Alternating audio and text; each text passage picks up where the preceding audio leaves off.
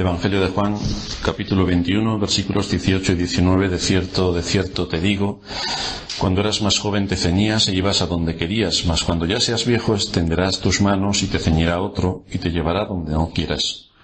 Esto dijo, dando a entender con qué muerte había de glorificar a Dios, y dicho esto añadió, sígueme. Hemos estado analizando el oficio que correspondía al profeta. Un profeta de Dios, hemos dicho, es un hombre que ha sido llamado para dar a conocer la voluntad de Dios con las mismas palabras de Dios, es decir, se configura como boca de Dios. Cumple la función de boca de Dios para el hombre, y por ese medio Dios transmitía a los hombres su voluntad, por medio de los profetas que actuaban como boca de Dios. Pero hemos visto también cómo ahora Cristo es colocado en la categoría de profeta, y se le ha encomendado la tarea y este oficio de profeta. Por lo tanto, lo que vemos en las Escrituras, en las enseñanzas del Nuevo Testamento, es que tenemos en Cristo el gran profeta que Dios ha dado a la Iglesia. Recordemos que la Iglesia está formada por un grupo de personas que han sido llamadas una a una para sumarse a la Iglesia local. Es la congregación de las personas que han sido convocadas para ello. Es decir, Dios ha llamado a su Iglesia, una por una, cada una de sus ovejas, y las ha traído a la Iglesia. Esto es lo que significa Iglesia. Por lo tanto, tenemos que preguntarnos qué tiene que ver Cristo como profeta con todas estas personas que han sido llamadas para formar la casa de Dios. ¿Qué tiene que ver Cristo con todas estas personas que se congregan como Iglesia?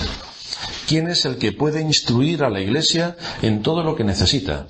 ¿Quién puede hacerlo?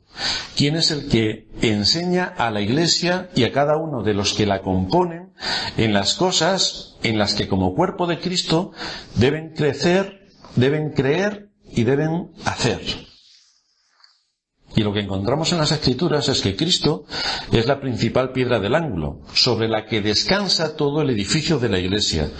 Y es Cristo también quien se encarga de edificar a la Iglesia. Y lo hace, como no podía ser de otra manera, ejerciendo su oficio de profeta. Cristo está hablando a su Iglesia. Por eso se nos dice en Hebreos 12:25 que nos está amonestando desde los cielos. Es decir, nos está hablando por medio de su palabra a través de aquellos a quien Él ha puesto en su Iglesia, los pastores y maestros, para que enseñen toda palabra de Dios. Estuvimos analizando una de las formas concretas en las que Cristo ejerce como profeta en su Iglesia. Y decíamos, en primer lugar, que Cristo ejerce como profeta para erradicar la ignorancia, y lo hace por medio de su palabra. La ignorancia. Sabéis que la ignorancia es terrible. La ignorancia en las verdades y en las doctrinas bíblicas es una de las causas que provocan más daño dentro de la Iglesia y que destrozan completamente al ser humano. El engaño se camufla perfectamente y ese es su propósito, engañar, hacer que parezca una cosa cuando realmente es otra. Puede que ese engaño sea intencionado y por lo tanto estamos hablando de un tema enormemente peligroso, pero puede que sea también por ignorancia o puede que sea por interés. En todo caso, la ignorancia de las Escrituras es la madre de las falsas doctrinas, tanto en la creencia como en la práctica. Cristo nos habla y enseña por medio de su palabra, que está contenida en las Sagradas Escrituras, que el Espíritu Santo se ocupó de poner en la Iglesia, y a través de los profetas y apóstoles, por todos los escritos que ellos nos dejaron, se llevó a cabo con el propósito de que la Iglesia pudiera conocer perfectamente cuál es la voluntad de Dios revelada para nosotros. Por lo tanto, hay una intencionalidad en Dios al darnos su palabra, el hacer a los profetas boca de Dios para que nos transmitan su palabra, hacer que Cristo nos amoneste desde los cielos por medio de su palabra, y hacer que los apóstoles nos dejasen por escrito todas sus cartas para que la Iglesia pudiera crecer en todas aquellas cosas que están de acuerdo a la voluntad de Dios.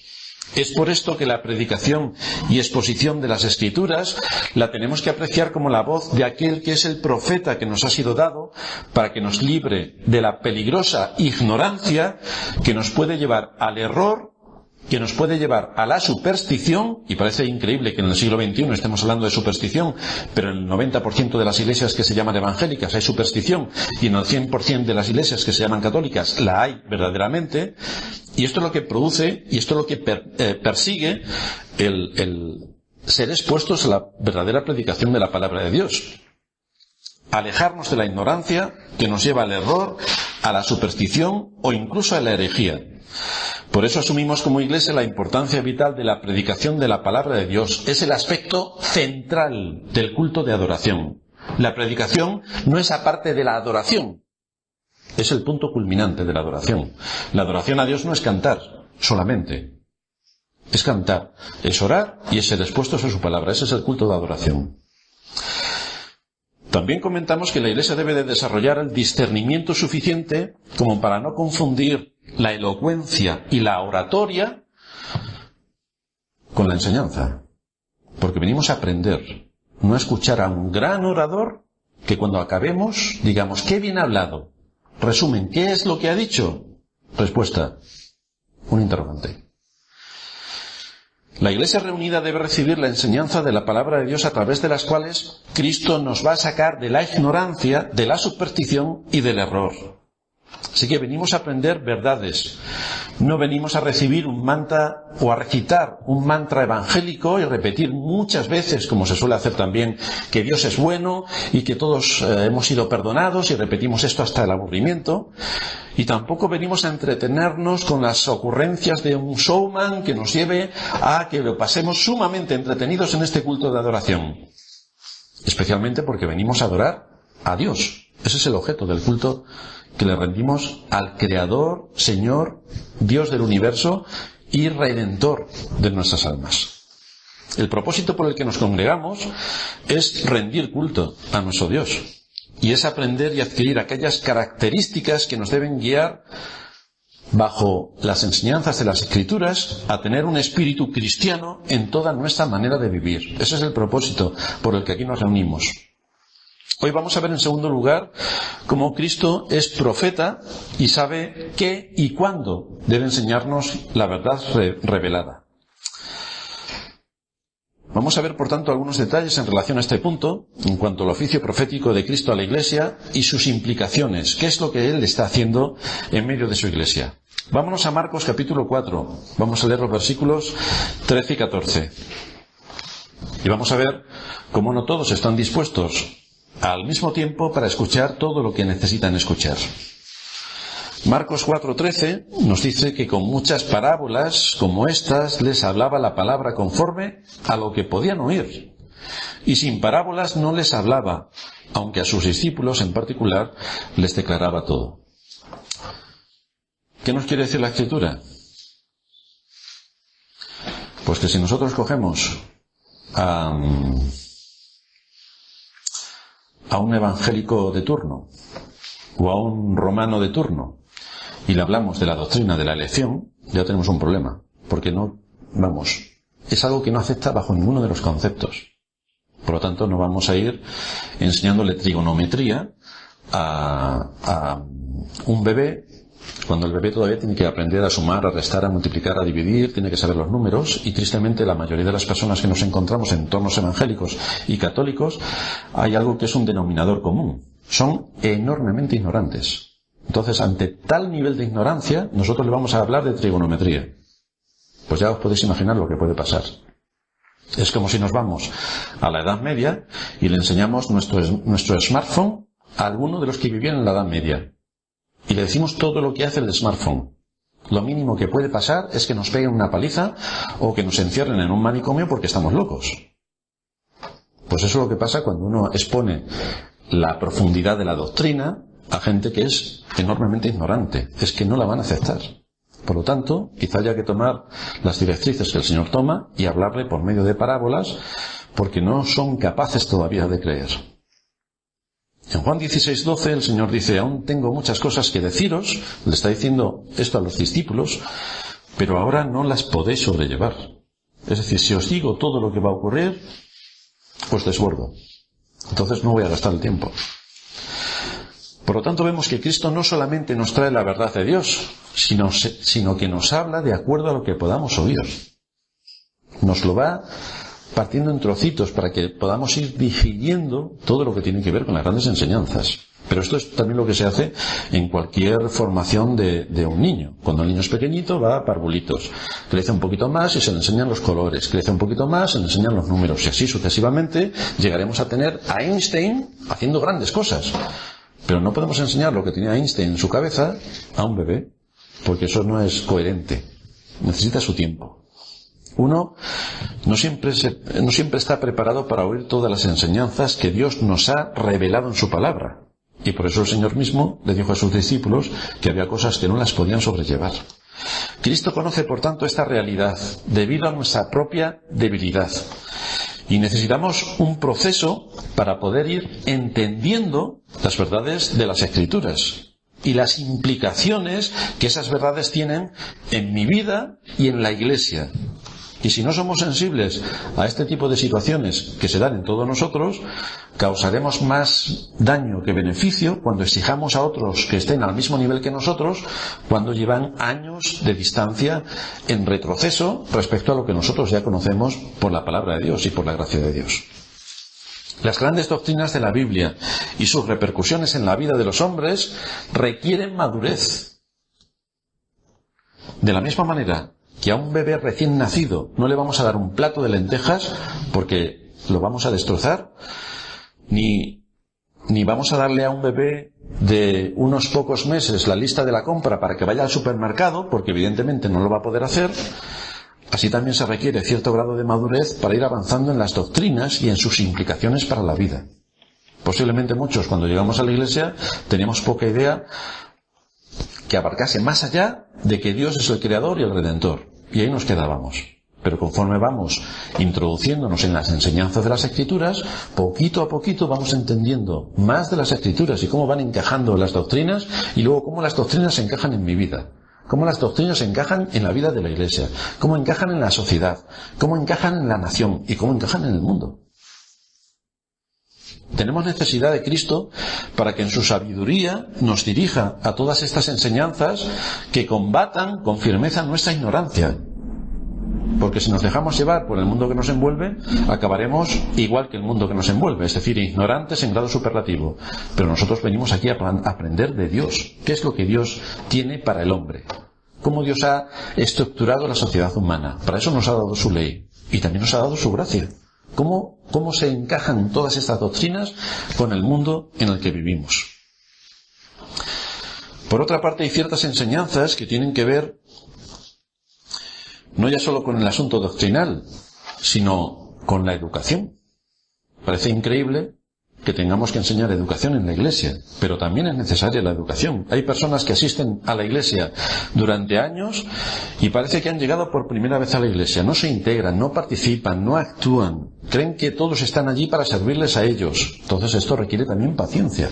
Hay que ir integrando a las personas nuevas que vienen a la Iglesia y haciéndoles participar en todas las responsabilidades hasta donde se pueda que son necesarias para la Iglesia.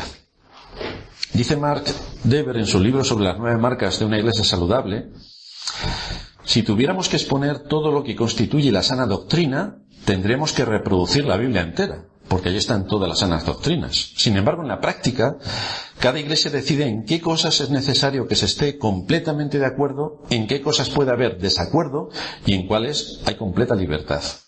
En nuestra iglesia, por ejemplo, dice él, exigimos que cada persona que quiera hacerse miembro crea que la salvación es solo a través de la obra de Cristo.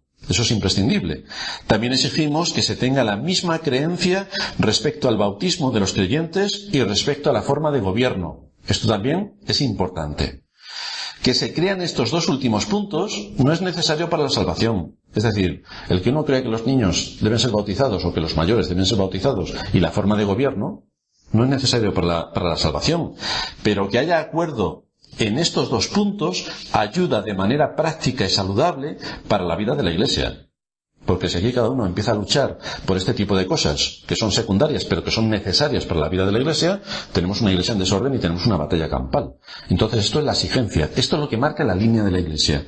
Hay una confesión de fe que estructura como el bautismo tiene que ser de mayores. Cuando uno haya creído en Cristo, entonces se bautiza. Y que nuestra forma de gobierno no es congregacionalista, no es a mano alzada a ver qué votan todos y según lo que voten todos se hace, no. Es el pastor quien dirige la Iglesia y quien determina qué es lo que hay que hacer o qué es lo que no hay que hacer. Por lo tanto, estos dos aspectos son vitales para nosotros, para que haya unión y sepamos a dónde vamos. Sigue diciendo Mark Dever, se puede permitir algunas diferencias en aquellos asuntos que no son ni necesarios para la salvación ni para la vida práctica de la Iglesia. Podemos disfrutar de una libertad completa en aquellos asuntos que son menos importantes o menos claros. Como por ejemplo, ¿quién es el autor de la Epístola a los Hebreos? Pues nos da igual si fue Pablo o si fue otro de los apóstoles. El asunto es que tenemos la Epístola a los Hebreos. Entonces, si uno piensa que es Pablo y otro piensa que no es Pablo, en nada afecta ni a la vida de la Iglesia ni a las doctrinas. Ahora bien, sigue diciendo, la enseñanza de una doctrina sana implica un compromiso total con ciertas doctrinas que a menudo son ignoradas y que sin embargo son claramente bíblicas. Si queremos aprender la sana doctrina de la Biblia, debemos estar de acuerdo con algunas doctrinas que, aunque puedan ser difíciles o aún potencialmente causantes de división, son fundamentales para el entendimiento de la obra de Dios en el mundo.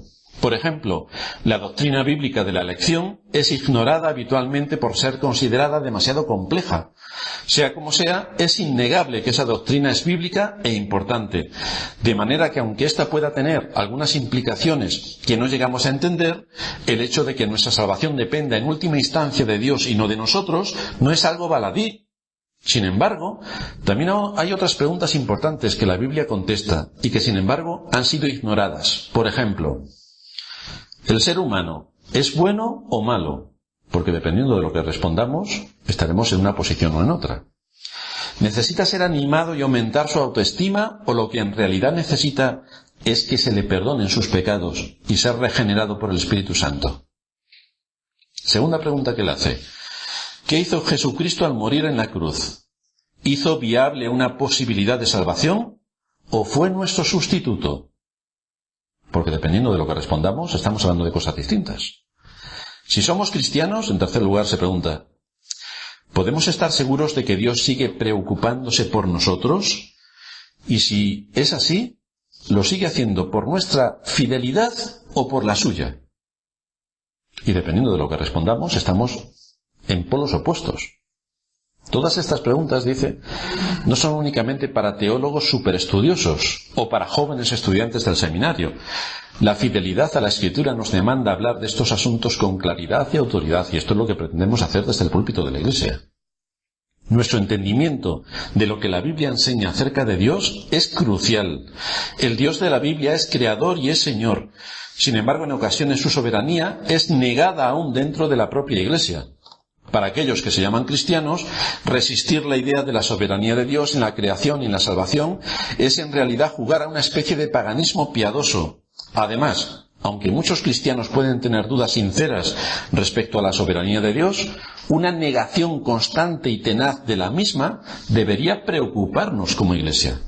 Y el asunto es que bautizar a una persona así podría significar que estamos, de alguna manera, bautizando a un corazón incrédulo. Admitir a una persona semejante en la membresía de la Iglesia puede significar que damos por sentado que confía en Dios, cuando en realidad no está confiando en nada. Esto es lo que ven nuestras iglesias hermanas sobre cómo Dios habla por medio de Cristo a la Iglesia a través de su palabra y a través de sus pastores, y cómo la Iglesia tiene que ser enseñada en toda verdad, sin dejar absolutamente nada que entre dentro del capítulo de los teólogos. No, hermanos, si nosotros venimos aquí a aprender teología, venimos a aprender la palabra de Dios, venimos a la universidad, que es la Iglesia, y vamos a ser enseñados en todas las doctrinas que contienen las iglesias. Ya les gustaría a muchos teólogos y seminaristas saber lo que vosotros sabéis, porque muchos de ellos no tienen ni la más remota idea. Si nosotros admitimos a la Iglesia gente que no cree en las doctrinas o que tiene una idea errónea de muchos de los aspectos que hemos comentado, vamos a provocar que cuando entren en la Iglesia y no han sido llamados, no van a mostrar una disposición a amar la verdad. ¿Qué verdad? Si la verdad es subjetiva. Y por lo tanto la Iglesia va a quedar completamente corrompida desde dentro. ¿Qué es lo que ocurre cuando se admiten dentro de la Iglesia a personas que no son convertidas? ¿Y qué es lo que ocurre dentro de la Iglesia? Pues que se hace de todo, chirigotas y de todo lo que tiene que ver con la falsedad de este mundo, introducidas en la Iglesia. Y eso ocurre porque dentro de la Iglesia se ha admitido a gente que no era cristiana. Y por eso están las iglesias como están, porque no hay cristianos. De ahí la importancia que le damos a la confesión de fe y de asegurarnos de que los que se incorporan a la Iglesia son por una parte verdaderos convertidos y por otra que mantienen un mismo sentir respecto a los principios que la Iglesia cree y practica. Y así nos aseguramos que va a haber unidad, que va a haber paz y que vamos a tener todos un mismo objetivo cuando miremos hacia adelante. ¿Cuál es el andar que requiere la Iglesia? ¿Hacia dónde vamos? ¿Cuál es nuestro objetivo? Pues todo esto es lo que se trata cuando hablamos de la confesión de fe y de nuestras particularidades como Iglesia. En tercer lugar, si Cristo es el profeta de Dios para la Iglesia, debemos de tener mucho cuidado en dar como respuesta a su voz la indiferencia. Debemos tener mucho cuidado. Que Cristo sea ahora el gran profeta de Dios en la Iglesia no es un título honorífico. Cristo es nuestro profeta. Vamos a pasar a otra cosa. No es un título honorífico. No es un mero nombre o una doctrina más, sino es que a Él se le ha encomendado enseñar toda la verdad de Dios a la Iglesia. Y aunque todo nos lo irá enseñando según tengamos necesidad y capacidad, nada puede ser tomado con indiferencia de aquello que Dios, por medio de Cristo, nos dice. En Oseas capítulo 8, versículo 12, nos dice allí el autor: les escribí las grandezas de mi ley, dice el Señor, y fueron tenidas por cosa extraña. Increíble. Fueron tenidas por cosa extraña. Que no nos encontramos hoy en la mayor parte de las iglesias. Ve a hablar a alguna de las iglesias de la ley de Dios. Y es exactamente esta misma respuesta. Son cosa extraña. Nosotros estamos bajo la gracia. La ley para nosotros no existe. Pero la ley es fundamental para llevar a los pecadores a Cristo, porque declara mi culpabilidad. Si yo soy culpable de algo, buscaré el perdón. Ahora, si no soy culpable de nada, ¿qué perdón voy a querer encontrar? Dios se quejaba de que su pueblo tratase con desdén su palabra. ¿Es posible que alguien que se llame cristiano desprecie la palabra de Dios? Pues evidentemente sí, a tenor de lo que vemos. En Jeremías 44:16 se nos dice: la palabra que nos has hablado en nombre de Jehová, no la oiremos de ti, no nos interesa, nos destroza bastante nuestra situación. Jeremías 44:16. Nos descabala bastante nuestra situación, nuestros propósitos, nuestros intereses. Si aplicamos la palabra de Dios, todo lo que tenemos se nos viene abajo. Jeremías 5:23. No obstante, este pueblo tiene corazón falso y rebelde. Se apartaron y se fueron. No quisieron escuchar. Montaron un corazón rebelde delante de Dios. Jeremías 8:5. ¿Por qué es este pueblo de Jerusalén rebelde con rebeldía perpetua?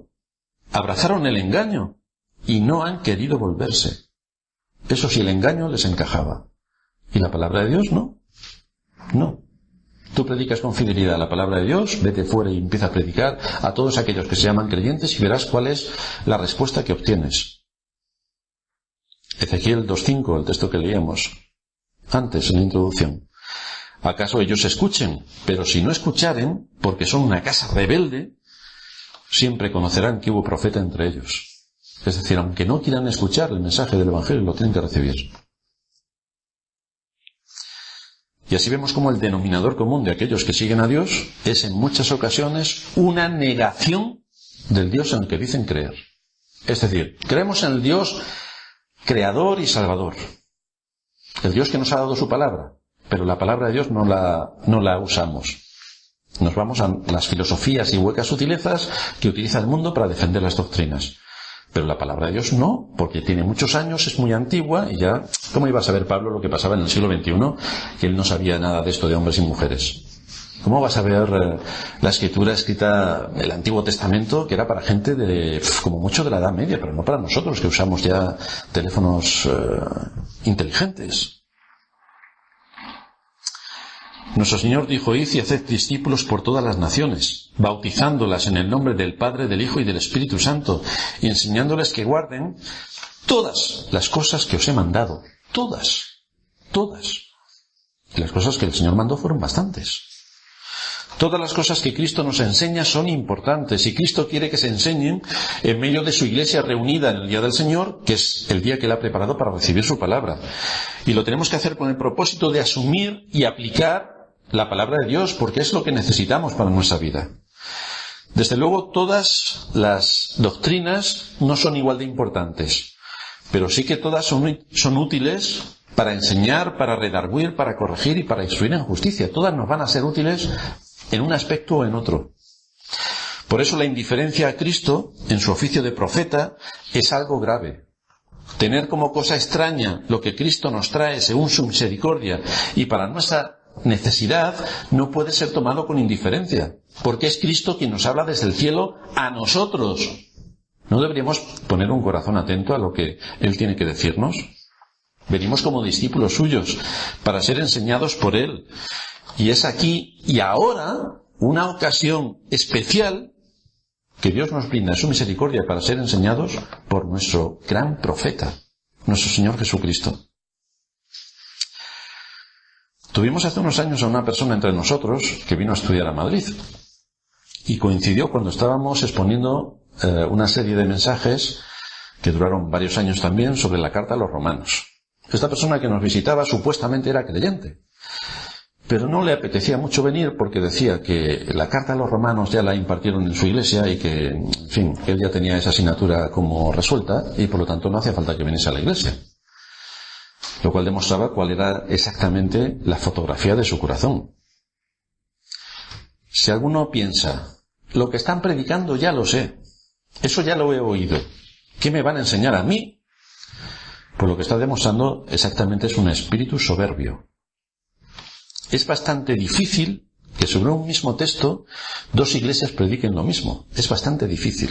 Pero aunque predicasen exactamente lo mismo, solo con que escuchemos el mismo mensaje con unos meses de diferencia, es otro mensaje nuevo para nosotros porque nuestra situación ha cambiado. El tono en el que se predica cambia y el contexto en el que estoy cambia. Por lo tanto, siempre va a tener algo nuevo que decirme. Así que nos resulta bastante sorprendente que haya gente que se acerque hacia la iglesia como si se tratase de la universidad donde me tienen que convalidar estas asignaturas. Y como aquí están predicando de Romanos y en mi iglesia ya han predicado de Romanos, estoy exento de venir al culto porque yo ya sé todo lo que se enseña en Romanos. Claro, el espíritu de soberbia que emana de ahí es increíblemente infinito. Pero son las cosas que tenemos en medio de las iglesias. Lo que sí nos enseña la Escritura es que debemos huir de esa actitud del corazón que tiene la palabra de Cristo como poca cosa o que la trata con indiferencia. Es responsabilidad también de la congregación asegurarse de lo que escucha. Primero para nuestro propio beneficio. Lo que estamos escuchando es para nuestro propio beneficio, pero después me tengo que asegurar de que el que está predicando predica de acuerdo a lo que es la doctrina de la Iglesia, de acuerdo a lo que la Iglesia cree y de acuerdo a lo que la Iglesia practica. Nos tenemos que asegurar de que la predicación se mantiene en una línea fiel con la confesión de fe que decimos creer y que está en sintonía completa con la palabra de Dios para no dejarnos engañar. Porque pasarán los años y evidentemente vendrán otras personas a cubrir el oficio de pastor. ¿Y qué le vamos a demandar a aquel que cubra o que pongamos en el oficio de pastor? ¿Que sea buena persona? ¿Eso es lo que le tenemos que demandar? O aparte de que sea buena persona, que sea un buen creyente, que sea de ejemplo, que tenga conocimientos y que pueda desenvolverse con soltura en las doctrinas y que además predique las doctrinas de la gracia que son las que forman parte de nuestra existencia, de nuestro creer, de nuestra confesión de fe. Tenemos que demandar más cosas. O quizá nos pondríamos nosotros en una operación a pecho abierto, a corazón abierto, ante alguien que tiene ciertas ideas de medicina, pero que es muy buena persona. Nosotros, porque es muy buena persona, ¿le dejaríamos que nos operase a corazón abierto? ¿O requeriríamos, aparte que fuese buena persona, que fuese un buen cirujano, que tuviese experiencia si es posible, y que viésemos que trata con soltura ese tipo de enfermedades? Pues lo mismo debemos exigir a quienes nos dirigen en la Iglesia. Por eso le dice el Señor a Timoteo, en la segunda carta que le escribe, el capítulo 4, te encarezco delante de Dios y del Señor Jesucristo, que juzgará a los vivos y a los muertos en su manifestación y en su reino, que prediques la palabra, que instes a tiempo y fuera de tiempo, redarguye, reprende, exhorta con toda paciencia y doctrina, porque vendrá tiempo cuando no sufrirán la sana doctrina, sino que teniendo comezón de oír, se amontonarán maestros conforme a sus propios deseos y apartarán de la verdad el oído y se volverán a las fábulas. Y esto es lo que tenemos en la iglesia psicodélica de nuestros días. Se aparta de la verdad del oído y a las fábulas, a disfrutar. Porque no se lo pasa mucho mejor cuando te cuentan un cuento que cuando tienes que estar expuesto a una clase de matemáticas. Y lo que aquí aprendemos son matemáticas, es ciencia, es todo lo que necesitamos para la vida. Por lo tanto, tenemos que tener cuidado de cómo escuchamos a aquel que ha sido enviado por Dios, nuestro Señor Jesucristo, para no darle como respuesta a su palabra la indiferencia. Si Cristo viene a hablarnos y se tiene su palabra como algo extraño, ya sea por las modas sociales, por mi propio interés, por causa de mi pecado, no me podré extrañar si yo soy el que es un extraño para Cristo. No me podré extrañar. En cuarto y último lugar, Cristo ejerce como profeta de Dios para ir erradicando la incredulidad a su palabra. Sabéis que uno de los defectos que traemos de fábrica, aparte del orgullo, el egoísmo, el ser altaneros y 27 millones de cosas más, una de ellas es la incredulidad. Somos incrédulos. Si nos cuentan una aventura psicodélica, nos la creemos. Si nos cuentan la verdad, no. Esa es la condición del ser humano. Y este es otro, como lo es, de los grandes males contra Cristo en su oficio como profeta. Ya que todo cuanto Cristo dice y demanda, precisa siempre de una respuesta de fe por parte del que escucha. En Lucas 24-25 encontramos la reprensión de Cristo a sus discípulos, camino de Emaús. El Señor les ha estado por 3 años y medio exponiendo algunas doctrinas importantes, tienen todo lo que dice Moisés y los profetas, y no recuerdan, no les apetece o no encaja dentro de lo que ellos esperaban que fuese el Mesías. Y el Señor les dice: oh insensatos y tardos para creer todo lo que los profetas han dicho. Insensatos y tardos en creer lo que los profetas han dicho. Este es un reproche bastante severo contra la incredulidad. Incredulidad que viene como fruto de un mal corazón, de pensar con malicia. Por lo tanto, como ellos no querían pensar de acuerdo a lo que Dios había dejado en su palabra, pues entonces empiezan a pensar en otro tipo de asuntos. Es cierto que hay ocasiones cuando la incredulidad es debida a nuestra propia debilidad. Somos seres humanos y somos falibles. Por ejemplo, en Marcos 9:24, encontramos al padre del joven endemoniado que le dice al Señor: Señor, creo, ayuda a mi incredulidad, ayúdame en medio de todo lo que estoy pasando. Y aquí detectamos que el Señor no reprendió la conducta del padre de este hombre, porque sabía que esto puede estar patente por la condición frágil y débil que como hombres tenemos. Pero no es de esta incredulidad a la que nos estamos refiriendo, sino aquella que es fruto de una indisposición moral, de un corazón duro. A esa nos estamos refiriendo. Fijaos en Marcos capítulo 16, versículo 14, cuando el Señor está apareciendo allí a sus discípulos después de haber resucitado. Dice que finalmente se apareció a las 11, estando ellos sentados a la mesa, y les reprochó su incredulidad y dureza de corazón, porque no habían creído a los que le habían visto resucitado. Tienes testimonios, tienes testigos, tienes los datos de las Escrituras y no quieres creer. Pues aquí tienes el reproche del Señor. En Hebreos 3:12, mirad, hermanos, que no haya en ninguno de vosotros corazón malo de incredulidad para apartarse del Dios vivo. Un corazón malo de incredulidad es aquel que tiene como propósito negar la evidencia.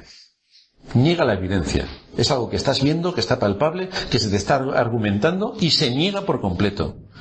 Cuando hay una indisposición para aceptar la palabra de Dios, es una señal de que el corazón está actuando con malicia.